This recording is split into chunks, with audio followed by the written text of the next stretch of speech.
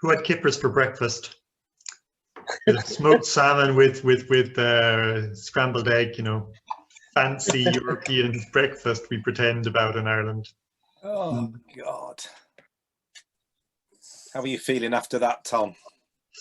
I didn't have that, but after the film, I was kind of, you know, I don't know. It's sort of a disturbing film, and yet at the same time, I don't know.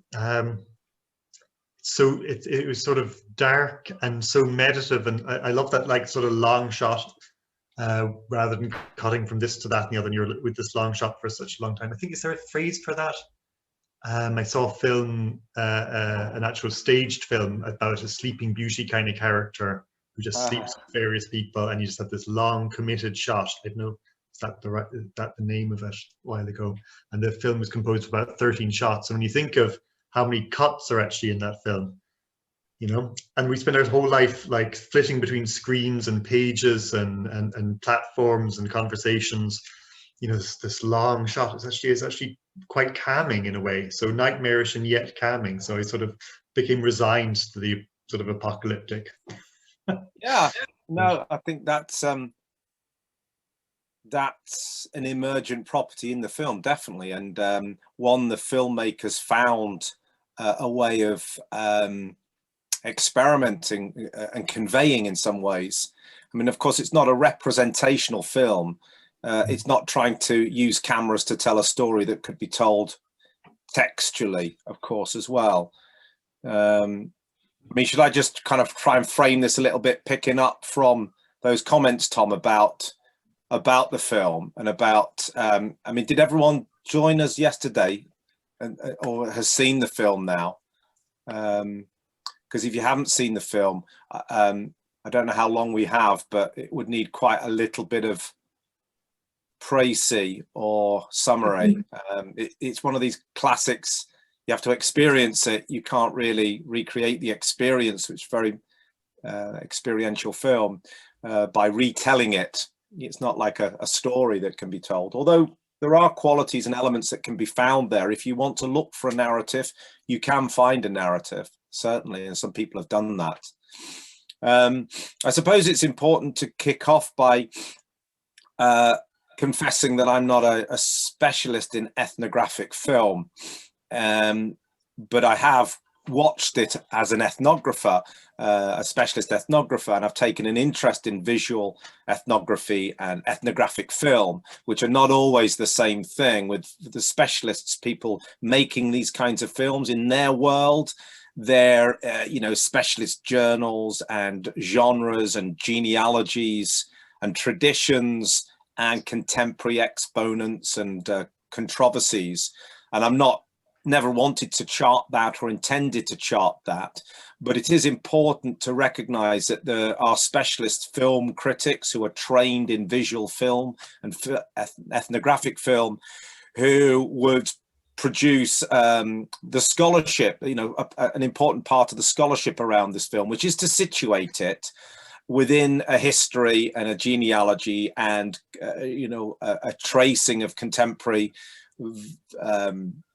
traditions or kind of versions of filmmaking. So at the same time as this film came out, for example, in 2012 or 13, another film came out, Palladio, which was an exploration of the horse racing in Florence, the seasonal horse racing. And it's great to compare this film to Palio, because the film Palio is shot very conventionally with standard, well, it is digicam, but it's, you know, they're using talking heads to camera. They're using forms of filming and recording that anybody can do. There's no specialist equipment or technique. The camera's just let to roll and you see the horse racing. It's representational in that way, and what we might call realist. I'm not sure how many of you are up to date with the paradigm debates in social science: realist, constructivist, objectivist, naturalist.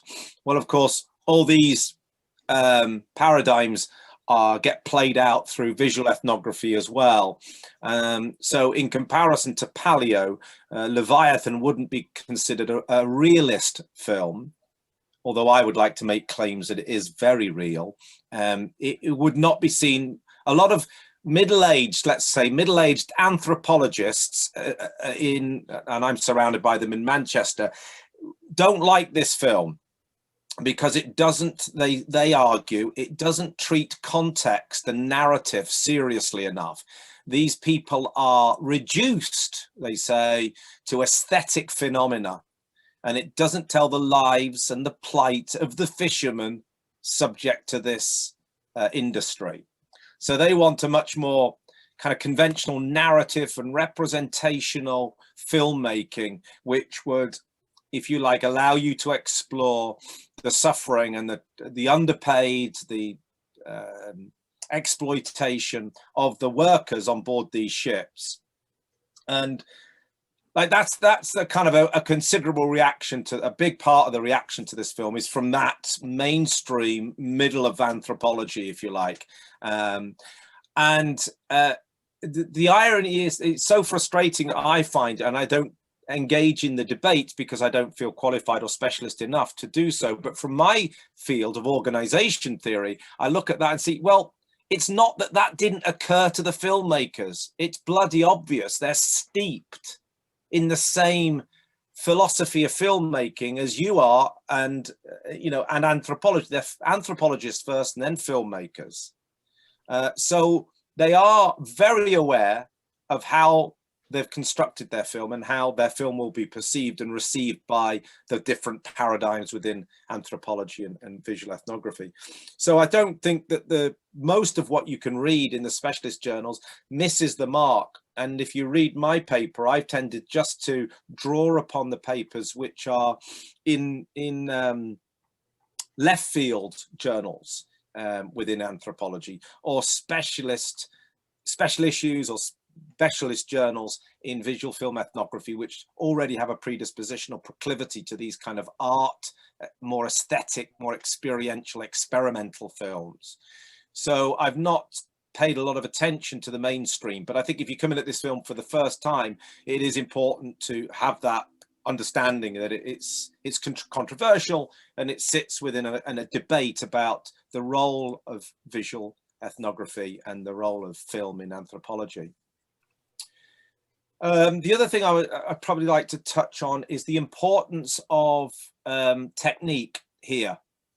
Tom made a lovely remark last night as we were watching the film that if only they'd had drones, they'd have been able to film this so much easier. I think he said, but sanitizing it or something, taking away the kind of visceral qualities that the film conveys.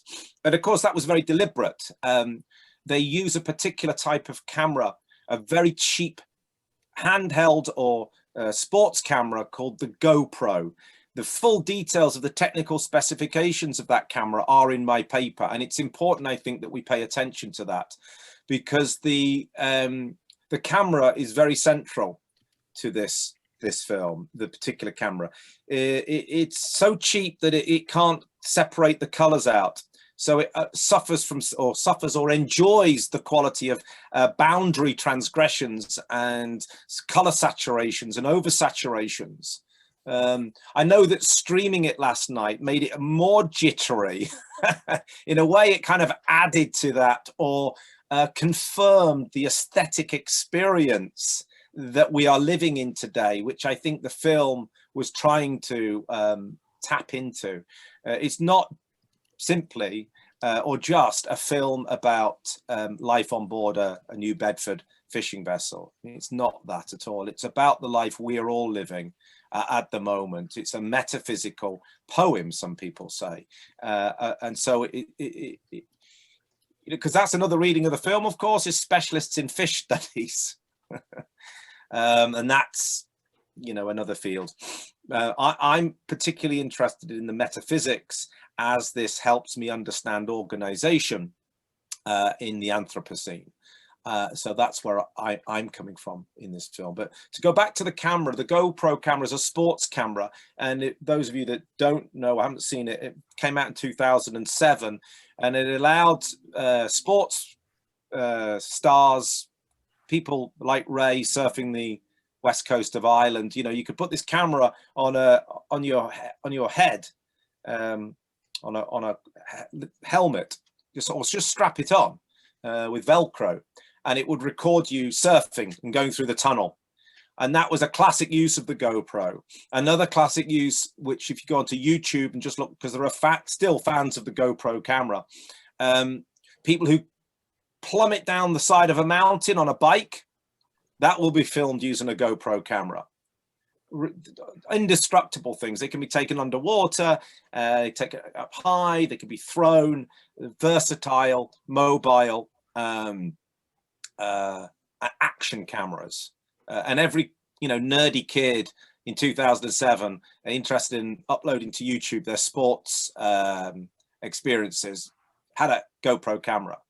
So the filmmakers tried using conventional cameras, and there are shots obviously with conventional cameras, but most of it is shot or edited from the GoPro footage.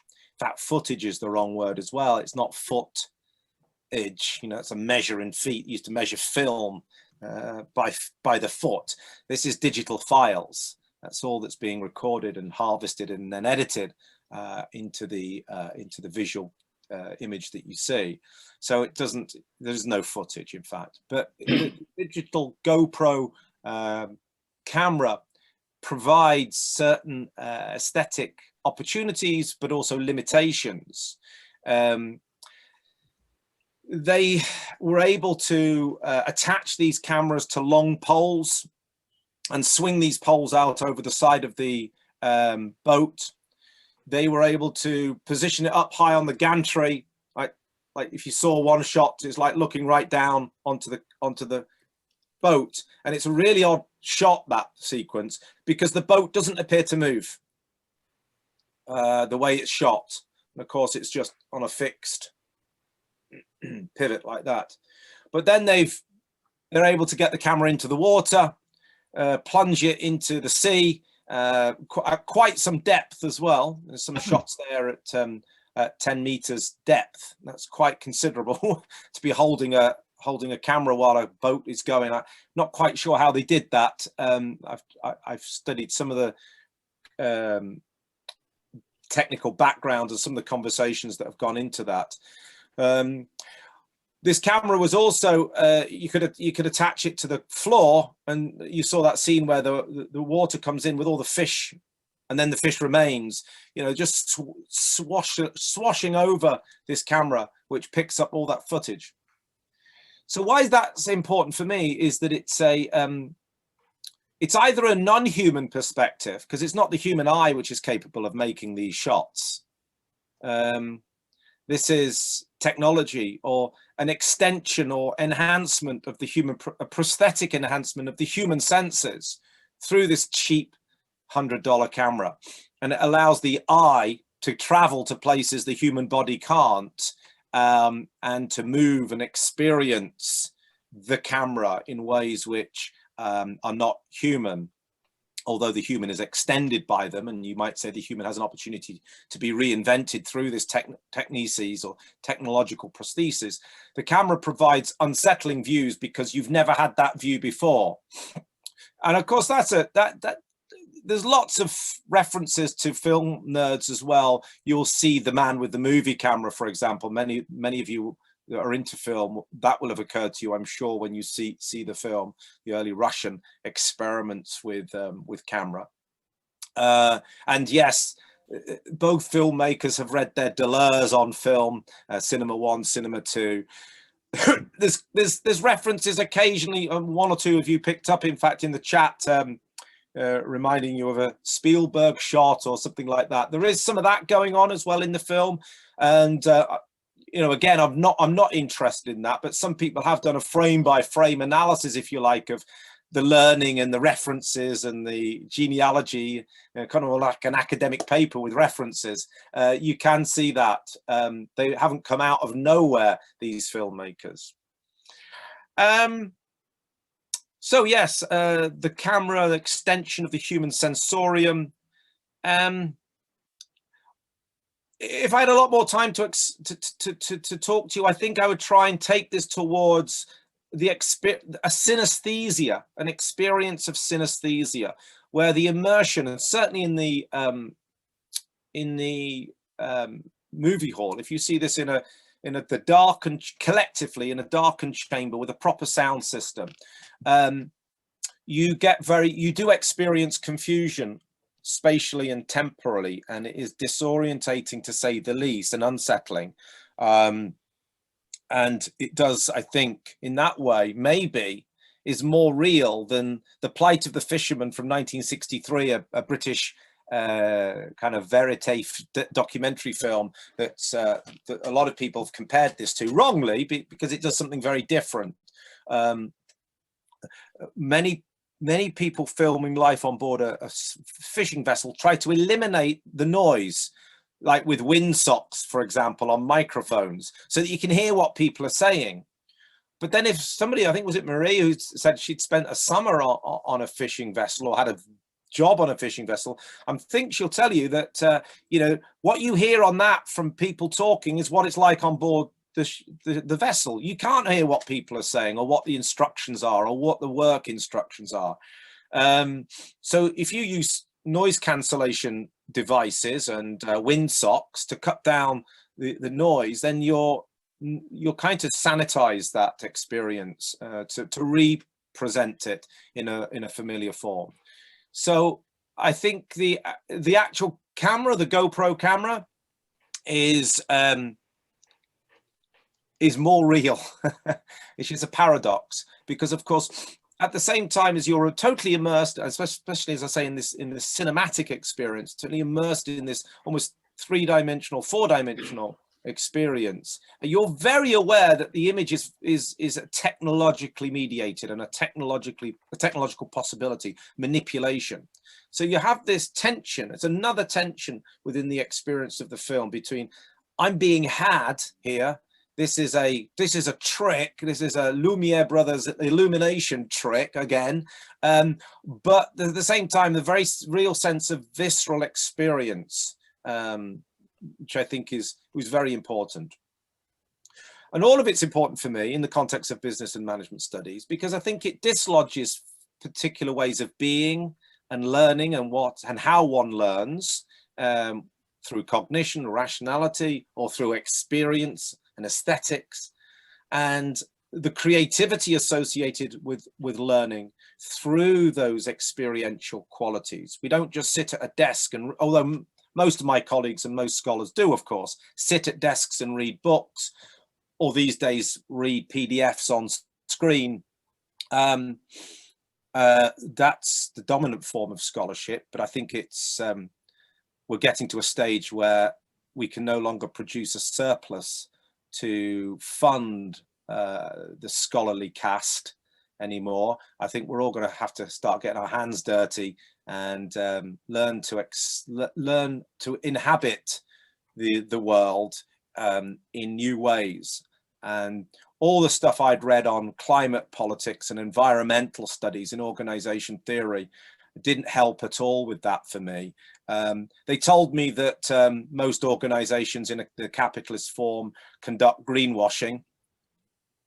I was grateful for those papers. The critical management studies, you know, Chris Wright, close colleagues of many of us, perhaps associated with this conference, very good papers, but they really didn't do very much more than just add another chapter to the critical management studies agenda. And I thought it was really one of the anecdotes I could share with you about the early origins of this paper was when I was having a conversation with Chris Wright, and it was on Facebook, and he was telling me about the heat wave that he was experiencing in Australia, and the ventilation system had been closed down in his house and in his neighborhood. There was basically a blackout for 3 days. and they were sweating away in there. He said, I haven't even got my own generator, Damian, to keep the power going in this house. So they were all suffering from this discomfort. Yet he'd been writing on climate change since 2011, yet was practically incapable of doing anything about it when it happened. So he wasn't resilient, or he wasn't adaptive in any way to the changing conditions. And he couldn't do his scholarship either because it was too hot, and he said, in his study. So he's basically, this is the end for me of another end of critical management studies, which I spoke on a few years ago at the beautiful surroundings of the chapel and the chapel lecture at the Economy and Society Conference 2019. So yes, the GoPro camera, the experience of the film, this is an experience that much more people are going to have. And how do we respond to it? And how do we respond to it creatively in ways that, at the very least, give us a chance of surviving, or our children of surviving, with the what's already baked in, according to the IPCC, already baked into climate change, and what Kevin Anderson here in Manchester has called the greater statistical possibility of a 4.8 to 5.8 degree rising by the end of the century. Is that okay? Yeah, fantastic. So a lot of threads there thrown in the air for people to grab at if anybody wants to chime in. Traditionally at the summer school, like, this is the last session of this year, and people are dead on their feet. Typically when we're in the castle, we stay up all night and we get very philosophical, slightly incoherent, meditative. But then we talk about what it was all about and what we got out of it and stuff. So very interested if anybody wants to chime in and maybe reflect on the film first. And we can hear Donncha, but we can't see him.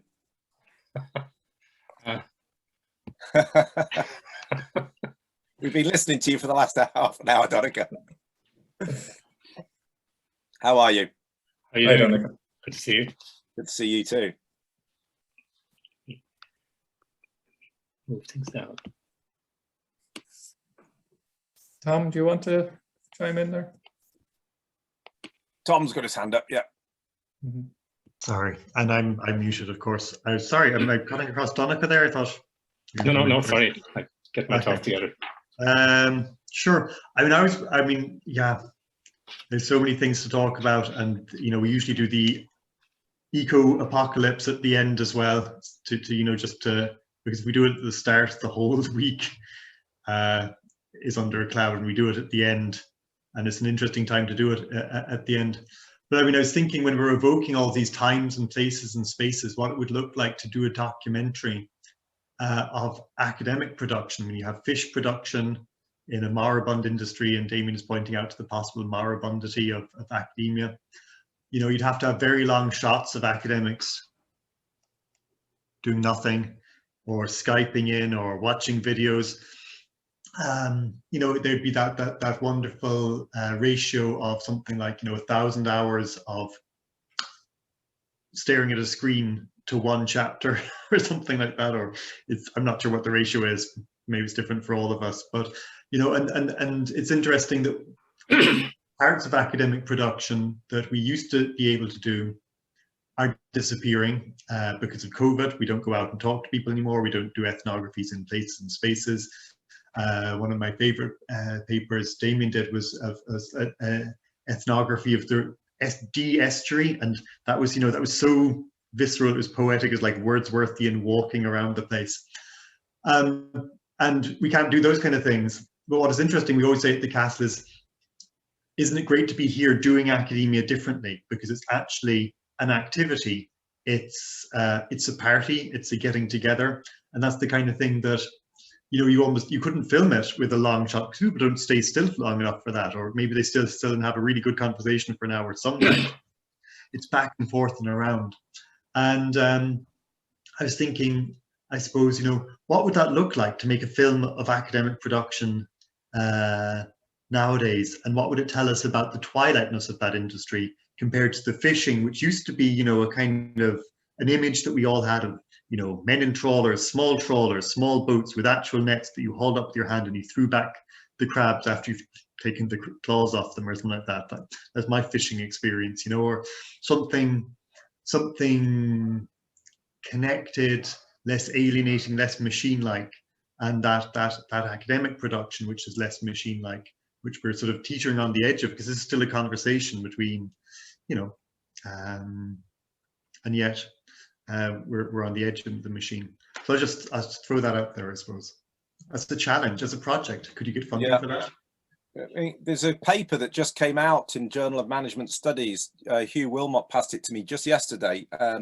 Michael Gill, March 2021 in the Journal of Management Studies. It's in the JMS Essays section, that the kind of more looser, casual essay section they introduced a few years ago.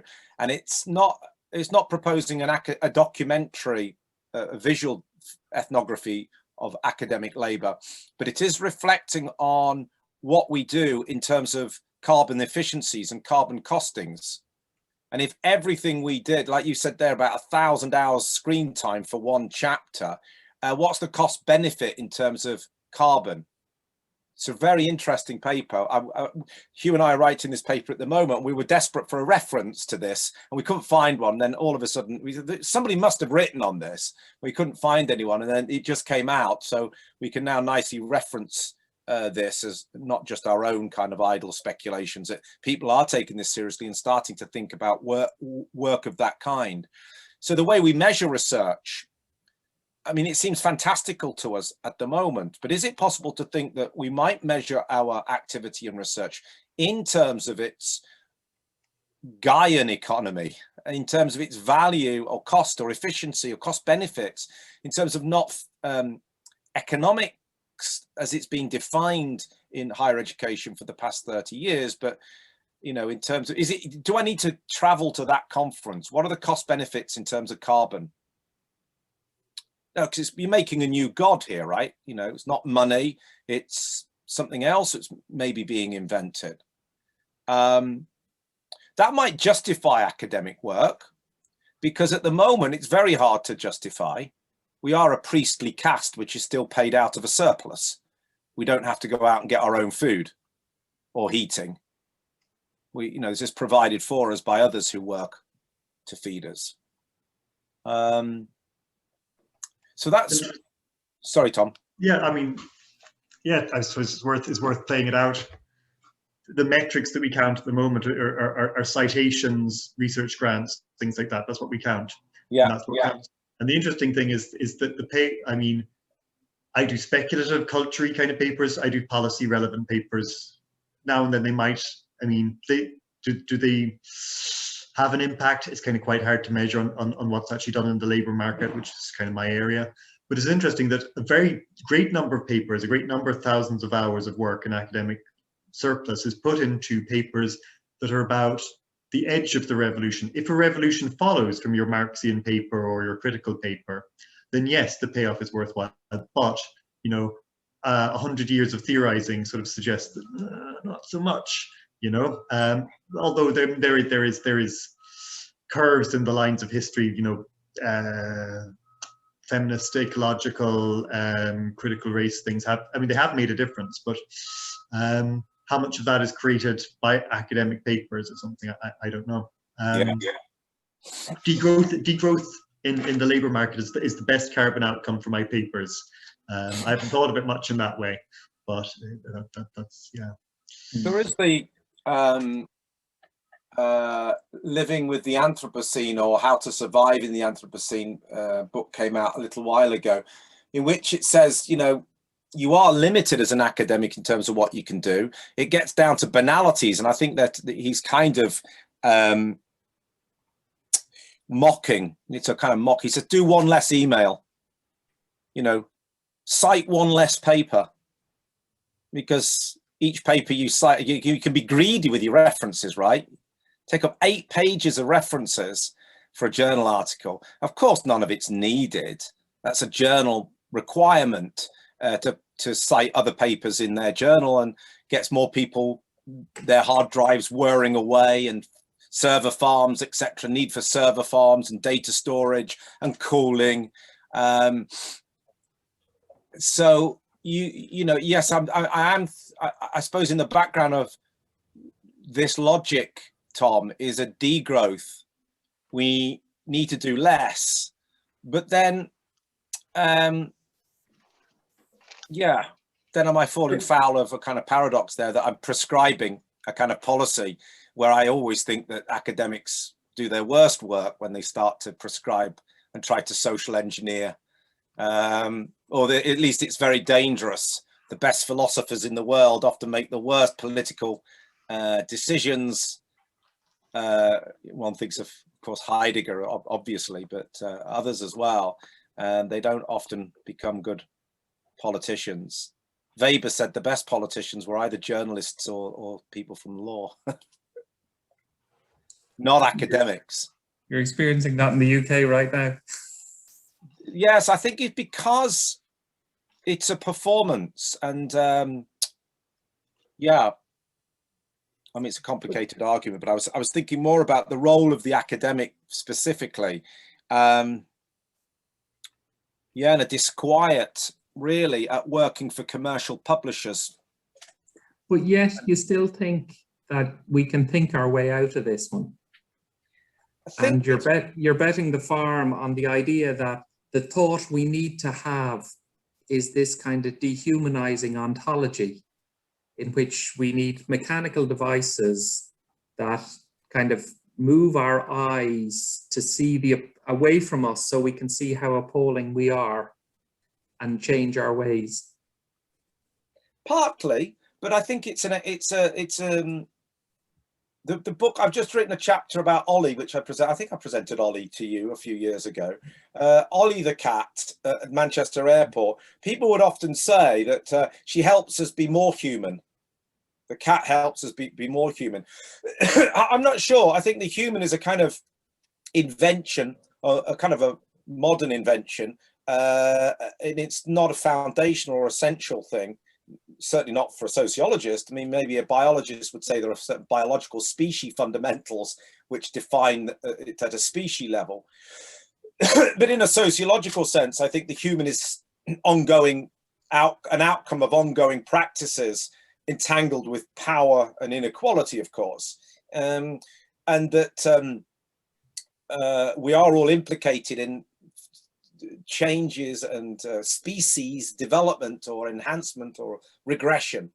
So the camera on this film does I guess open up that perspective that we don't have on ourselves, but there's two ways of looking at that.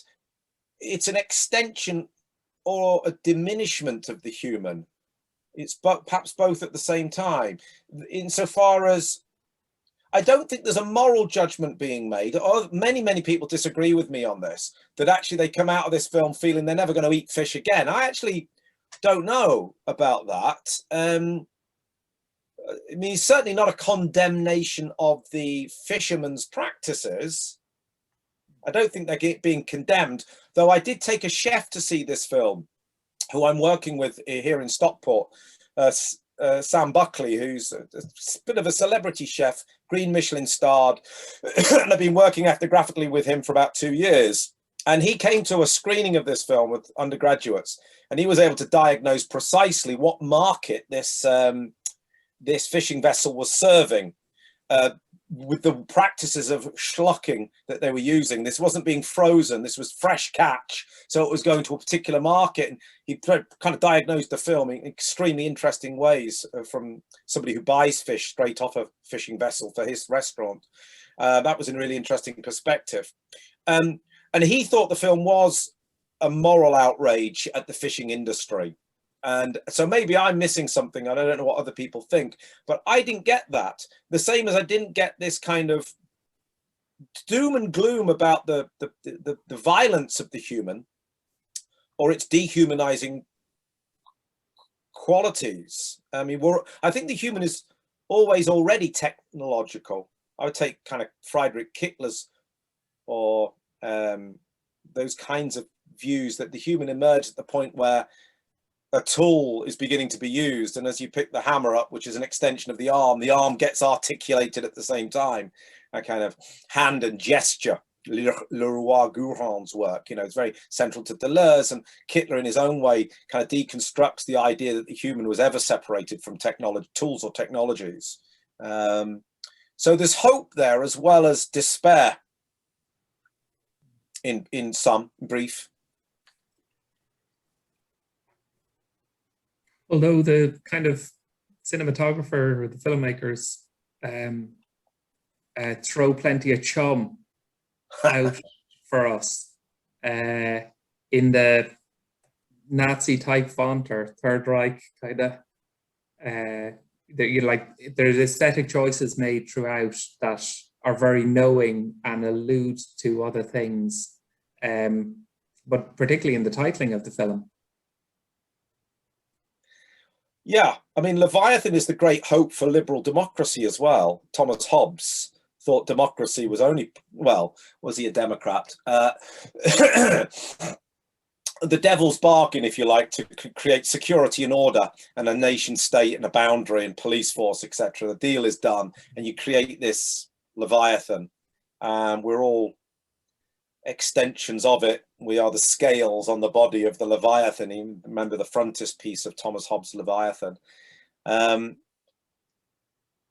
Yeah, I mean, these Leviathans, it's Weber's point, you know, we are trapped to some extent as inside the carapace of these modern forms, which make us incapable of responding to climate change, because this is doesn't respect nation borders, nation states.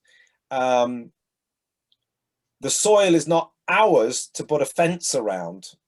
That's you know, brought out more and more by climate change.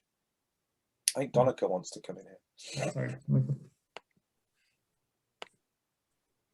Yeah, thanks, Damian. Very good, very good. Enjoyed the paper and enjoyed watching. Couldn't watch it with you last night, but watched it later on. Okay. Just a couple of things. I don't know if you came across the movie Our Daily Bread. I don't think so. Can you tell me? Well, it's made in a very similar format. So it looks at it was made in 2005.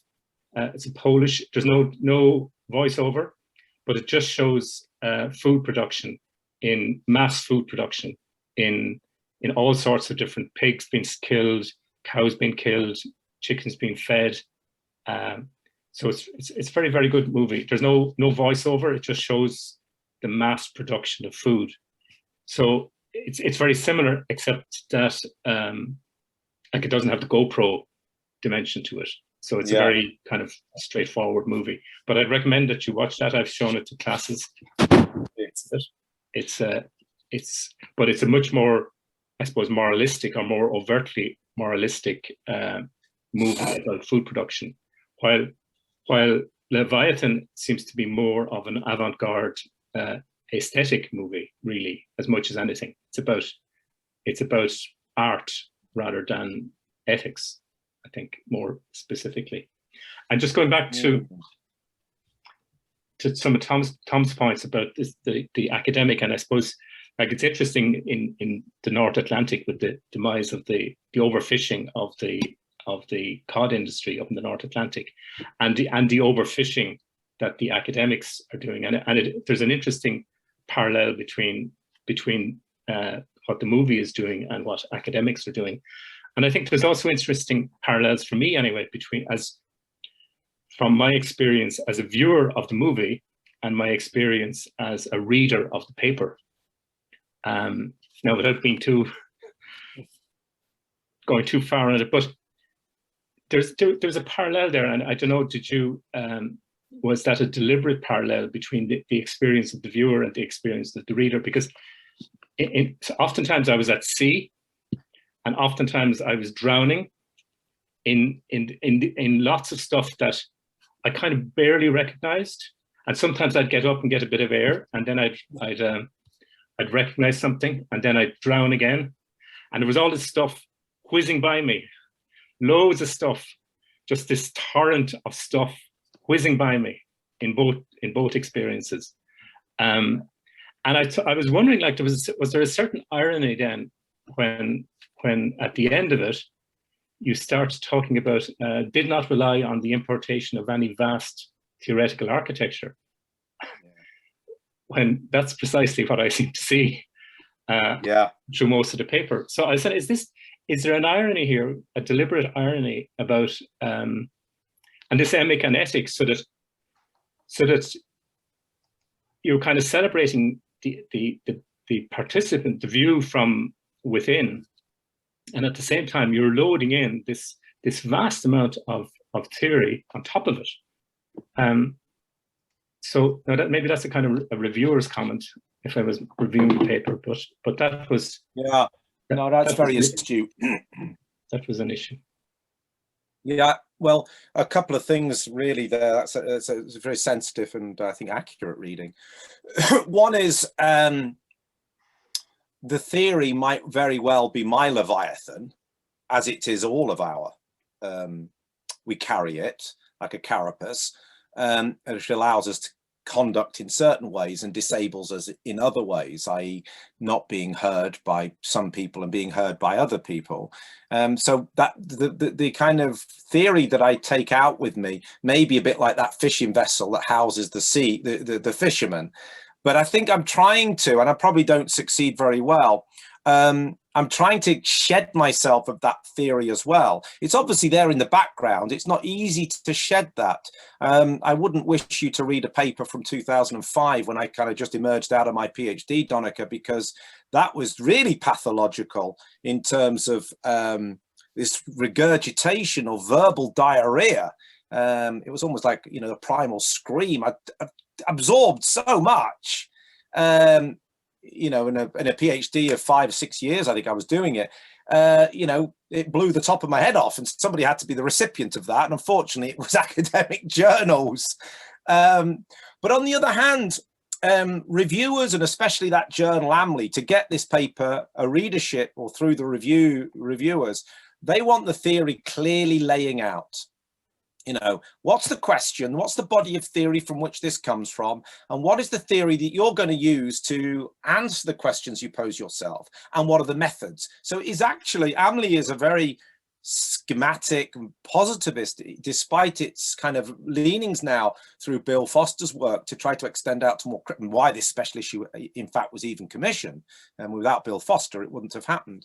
And the editors that they chose for that, you know, Morton is not really a management writer or thinker. And right at the heart of the academy, you've got this journal commissioning a special issue on rationality. And really what they're interested in is the current limits to rationality in management thought and what can be done outside of that.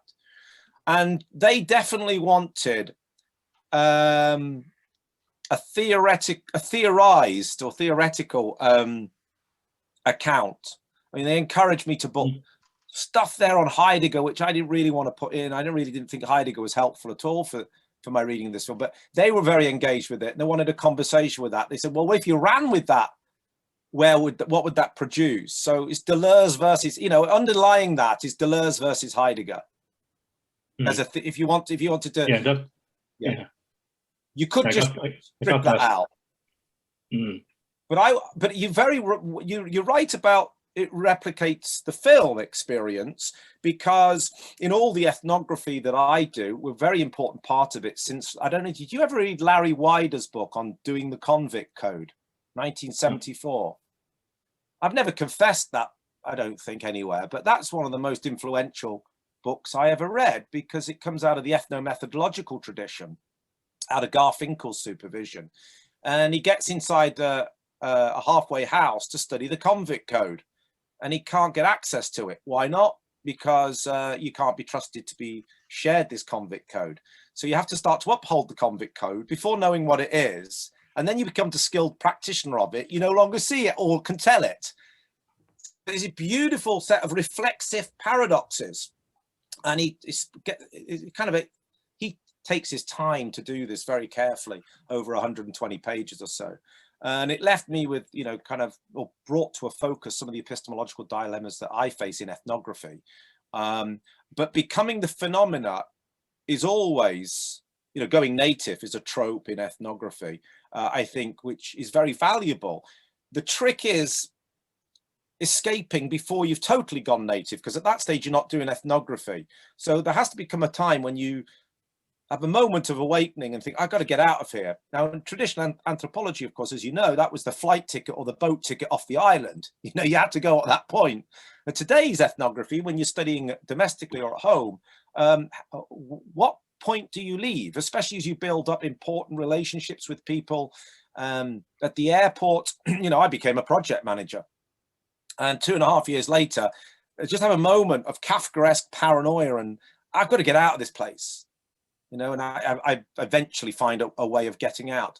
But I'd immersed so much and embodied so much of the skilled practitioners of the world that was being created by airport project managers, that I was lucky to escape. But that's the risk of doing good ethnography, is that you might not come back. Like Michael Rosen, for example, disappeared off the edge of academia and never was seen again after he wrote that 2000, the collection of essays in 2000. So that's part of the ethnographic craft. Yeah, but I'm sorry I gave you such a headache with that. I have to say I'm so much better now than I used to be, Donncha. Don't read anything prior 2020.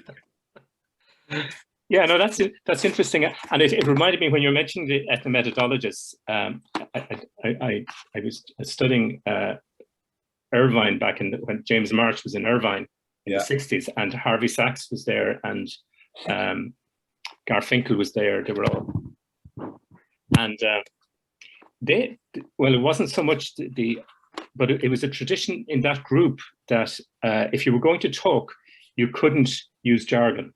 You couldn't leverage your own theoretical constructs. Now, it was quite naive, really, and I remember interviewing Jean Lave about it, and she was kind of hostile to it afterwards.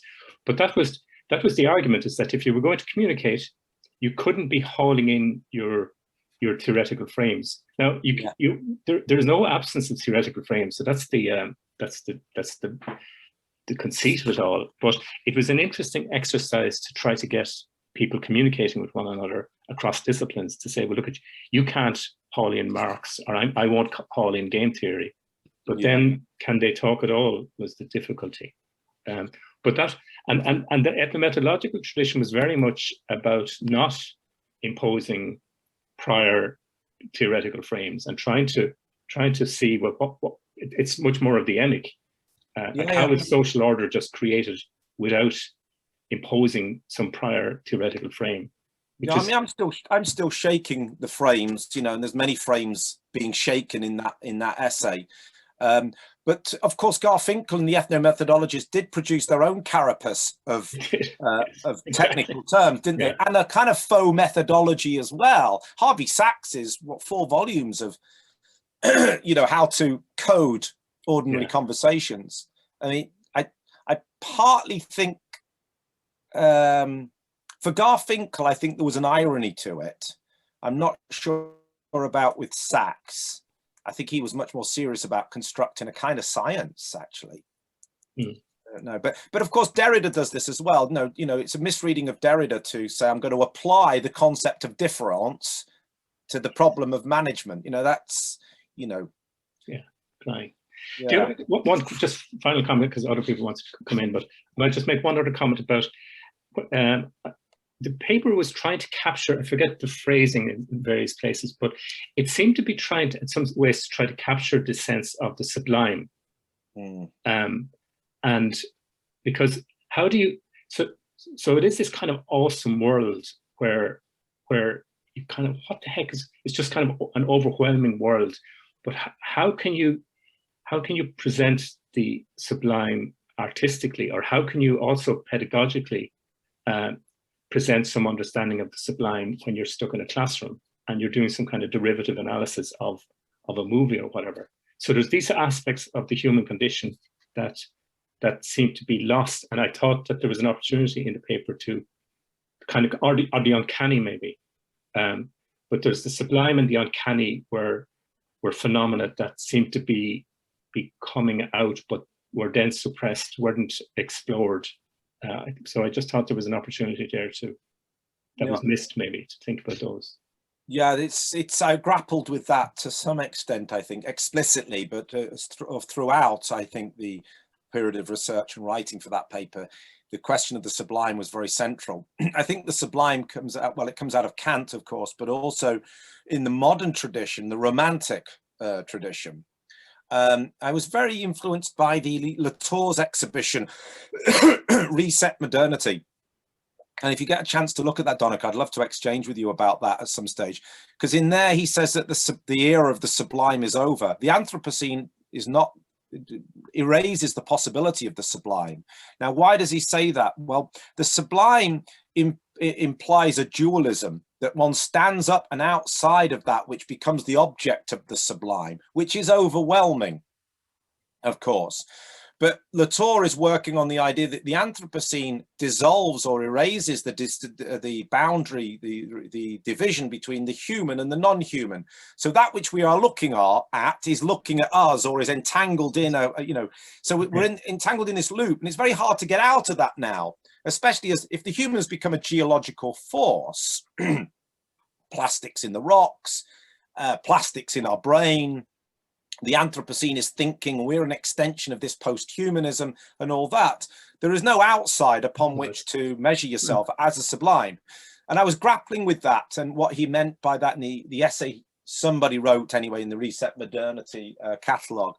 And I think that would come as a shock to a lot of people in aesthetics, in management and organization studies, for whom the sublime is a condition, especially Steve Linstead, for example. I think for him, he's interested in the transcendental opportunities from films like this, and is interested in the transcendental experience. And I think that's close to the sublime, but I wonder if there is any transcendence. Actually, this condemns us or elevates us, immerses us anyway in an immanence and the potential of an immanence. But of course, that requires a lot more working out in terms of, well, what about the baggage you bring, those frames, that theory? Are you genuinely being immanent if you've brought your game theory or Marxism into this? Maybe we should try and do something together on this, Donncha. Yeah. Well, the sublime is sublimated, maybe, in that. In the Freudian tradition, of course, yeah. It's anyway, I'll better hand over to other people and hovering it. Thanks very much, Donncha. Yeah, I'm guessing there's Antoinette. So, Antoinette, do you want to? Yeah, thanks. Yeah, I really enjoyed it as a learning activity, but I felt seasick until midnight. I mentioned that I did have a summer job on a ship, but still, yeah, I felt terrible. Just coming at it from the point of view of the student. So you talk a lot about in the paper about putting on the screening and the learning experience. I thought especially for students of management and organisation, so the researchers are sitting reading papers, the students are just reading all the time. So to do something like this, I think it's really beneficial, and I like the way you talked about screening it. But I think in a film like this, I like it for the student because it doesn't tell them what to think. It's not cowspiracy or seaspiracy. It just shows you maybe not the reality, but it's a type of reality. So they have to make decisions themselves. And I worked on a car ferry for summers, but the fishing industry, it has no uniforms, but you can still see the structure. So the uniform could be wet and miserable out on the deck, or nice and dry, just on the radio. So you can watch the organization in that way. You're watching the business. So yeah, I just thought it was interesting in terms of screening it and working with the students. I'm just starting to look at using film in teaching. So a film, one I watched recently, The Coded Bias on Netflix, about algorithmic bias. So they've produced a 40-page education guide, how to screen it, how to frame the discussion, how to draw information out of the students. And do you think that type of document is helpful, or is it just better to, first of all, let students, as you said in your paper, just watch how they react and take the discussion from there? Is that trying to frame it too much by having a 40-page guide on how to manage the screening? Don't know. Yeah, Interesting. 40 pages might sound a bit excessive, but again, I'm in kind of dilemma with that because it was a tough experience as a tutor, as a course convener, to host that and to work with students on the screening, because I think I put in that paper many of the reactions of students, but not all of them. And I didn't want to kind of normativize with positivist methods, you know, what was the average experience, for example, enjoyment or stimulation, what was the takeaway, what was the learning outcomes, you know, these kinds of things. I think that would, you know, I like to read that stuff so that I don't have to do it, but there is value to it. And I think I learned that actually by being all at sea with the students with this film experience, because where are they coming from to make sense of it if you don't provide them with anything?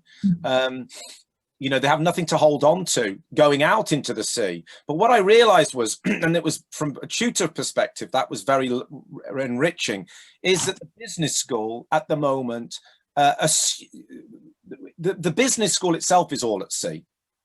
And the obsession with learning outcomes and prescribing methodologies and what you're going to get and how to get it. And if you do this, you will get 70%. And if you do that, you'll get 60%. The whole mapping out of, you know, that is a reaction to, and I think paradoxically, a stimulus to this experience of being all at sea. Students do not know where they're at or what they're doing. And it's a crisis in business schools at the moment. I mean, I don't think I'd go as far as Martin Parker and say close down the business school, because but certainly half of me thinks that in 130 years time, we might look back on them like we look back on the Victorian Borstals as an inhuman institution through which to put, you know, some of our younger members of society. I think they come out damaged from the business school experience in many, many ways. And we're not aware of what we're doing, or the machine that we're involved in and the damage that that's doing. Some of us are trying to work, I think, with an awareness of this. But with this film, I think I did, yes, I definitely did frame it for them afterwards. Like, your reaction to this film are not those of a film student, and they're not those of an ethnographer. You've been studying an introduction to management. Okay, so how does that prepare you for this film? Now, something, I have to be discreet here, but that for me was the experience of Christopher Wright, the professor of critical environmental studies, management studies in Australia, that he has no skills or help to offer the student of the Anthropocene. And he's our leading scholar in many ways about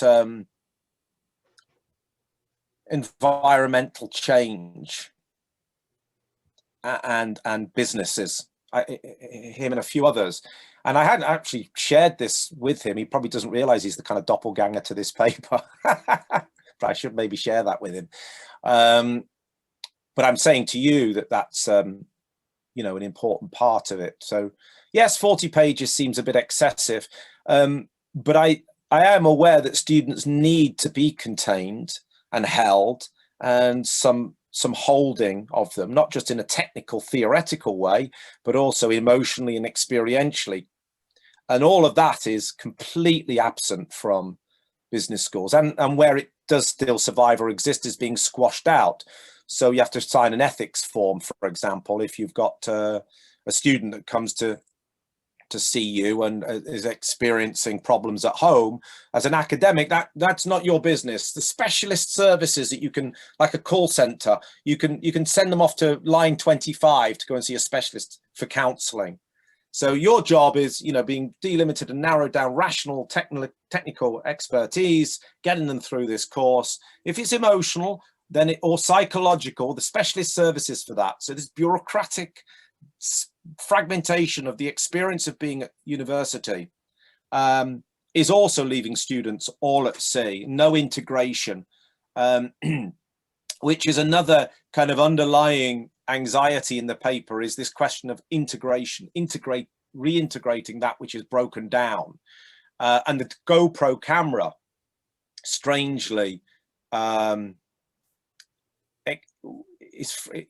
experiences fragmented images, I think, at first, pixelated, broken images, but at the same time, there's a kind of quality of synthesis as well in the camera, and the oversaturation of colors and the bleedings that happen. Somebody mentioned, I think is very right, the fish and the human. You know, the close-up of the face of the human when it's schlucking, that's a landscape, you know, of scales, almost fish scales. The tattoos of the fishermen, of course, is another sign that the men are married to the sea. There's a mermaid on there, kind of eroticized mermaid, which always has been eroticized, of course, but there's that kind of co-relationship going on. The birds and the fish as well. You don't realize the inversions that are going on there. And at one point, I think, it's not Darwin, but it's, somebody might remember, somebody draws an analogy between the fish, the human, and the bird, in that the arms of the human are the wings of the bird and the wings of the fish. These are all different for expressions of locomotion taken by life, and that we're all interconnected and interrelated in that way, in evolutionary terms. And I think at one moment in the film, you don't know if you're watching a bird or a fish, but of course you're watching a GoPro camera, which is put there by a human. I've wondered why there. Sorry if I don't know if I answered the question or if I've just kind of been rambling. Yeah, I think so. Yeah. We're 11:05. So I don't think there's any more questions in the chat. So I just wanted to ask you one kind of final thing about or maybe ask, like, you kind of last night at the viewing you gave us a quote from Nietzsche, like his most iconic kind of t-shirtable quote. Do you maybe want to just make a comment about that? And do you want me to post it? Yeah, I can post it while you. Yeah, who unchained this earth from its sun? Yeah, I think it's because I don't know how many people follow me in this or would understand this, but for me it's about the death of God in kind of modern terms. But of course, Leviathan, like the biblical Leviathan, was the only humans or any earthly creature couldn't tackle, had no control over Leviathan apart from God. Yeah, but the film is a limit in that sense, because I think Gaia is becoming a new kind of goddess or god. I mean, I don't mean in some kind of pagan, you know, kind of Donna Haraway style way, but history would suggest that, you know, if Heidegger, only a god can save us, Latour and the interlocutors around, his interlocutors around that question of climate politics, is that we are creating a Gaian mode of existence, and that will come back to bite us, of course, because you'll get the ideologues and popularizers. And I think Margaret Atwood's fiction is about that as well. You know, at first there's a god, and then there's a million variations of it, and it's not always the most learned or liberal or scholastic version which finds popular appeal. So Atwood's is about eco-fascism, in fact, Handmaid's Tale, and the trilogy, the Mad Adam trilogy, which came out a little later than that. I mean, it's obviously written wryly and with irony and such like, but Gaia is no savior. But she's as Isabel Stenger says, she's a tough bitch. So that's the Nietzsche quote occurred to me both because the disorientation which comes in the transition from one metaphysics to beyond or something afterwards. But what will come afterwards? Well, if history is anything to go by, it's not going to be anything better. Yeah. And certainly beyond the capacity of our current teaching and management to help students learn how to manage.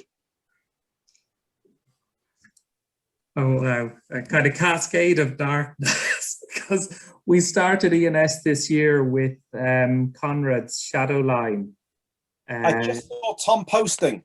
Yeah, and with Nidesh Lotu's work on mimesis and positive mimesis. But that's a great full stop to the season. So we'll let everybody go to their coffee shop in their house and say thanks a million. And thanks a million, Damian, for that. And we'll see you in person at some stage. Thanks very much for hosting, Ray, and thanks for the invitation. I really enjoyed it. Always gives me great pleasure to join with your group here every year now at the Economy and Society. It's great. Great to see some old friends, see Tina's there and Donncha. Hopefully we'll see everybody next year, or I will see you all next year. Yeah, grand. Okay, take care, everybody. Bye. Slán.